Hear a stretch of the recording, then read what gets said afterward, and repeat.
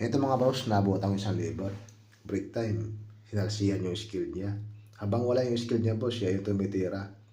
Kumbaga, boss, bawat break time, boss, masalisi talaga daw. Kaya, believe na believe ko sa prado sa labor na ganito. Dapat kasi sa isang labor talaga, para-paraan lang yan kung para matuto. Tulad dito ng tao na to, break time, siya din gumagawa. Dito kasi sa amin, boss, walang problema sa amin dito. Kung mag-practice, ay hinayaan namin yan, lalong hinahasa namin yan. Kaya sa lahat ng mga labor sa construction dyan, mga nag-umpisa pa lang, dapat ganito mindset nyo. Habang wala yung skill nyo, tumira kayo. Hindi naman lahat kasi ng skill ay bastos. Pero meron talaga skill na bastos. Ayaw pagkailangan trabaho nila. Sa amin kasi, walang problema sa amin yan.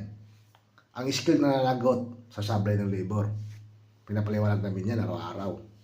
Kaya walang problema sa mga labor para lumalakas yung loob nila na makialam sa trabaho kasi skill din kasi yung nananagot pag sumasabay yung trabaho. Kumbaga, pag tumitira sila, tinitira din namin, check up ng skill din yun. Para pag may sablay, ay maayos pa habang di ba tumitigas. Thank you.